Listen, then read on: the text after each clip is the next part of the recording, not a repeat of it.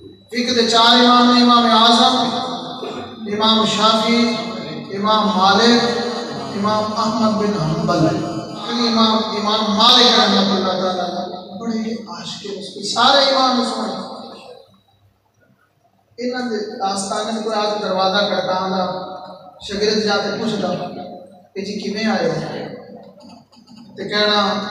میری نماز دا، روزے دا، نکاح دا، طلاق دا، حج دا، عمرے دا، قربانی دا وغیرہ وغیرہ مسئلہ پوچھنا ہے۔ امام پاک آندے آکے مسئلہ دس دے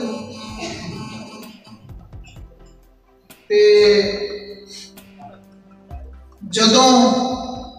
کوئی آن والا یہ کہندا نا، توجہ کرنا، کوئی آن والا یہ کہندا نا کہ میں امام مالک پاک تو سونے نبی پاک کی حدیث پاک سننا ہے، سونے نبی حدیث پاک کہ ہن انج نہیں حدیث آ کے بیان کر دے کھڑے کھڑے نا، شاگرداں نوں پتہ سی تے امام مالک نوں پتہ سی سونے نبی دی سونی حدیث بیان کیویں کیتی جاندی ہے۔ اب کی ہوندا امام مالک رحمۃ اللہ تعالی علیہ نے دسیا کہ حضور ایک بندہ حدیث کا متلاشی طالب علم حدیث پاک سننے واسطے آیا ہے، تے اب امام مالک اندر جاندے تے جا کے غسل کر دے، غسل کر کے سونے کپڑے پہن دے، ساتھ سونی دستار سجا دے اور پھر خوشبو لگا دے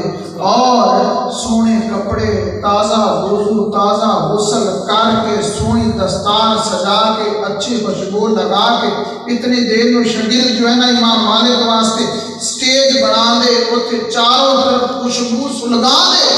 اور خوشبوواں لگا کے تکیہ لگا کے امام مالک کو بلایا جاتا اور امام مالک عالمانہ تے محدثانہ شان نال آندے اور اتنے بیٹھ دے اور ہن آنا آکھا جاتا کہ اے بیٹیا سن اس خوشبو بھرے ماحول دے وچ سونے نبی پاک دی کیڑی حدیث سننا چاہتا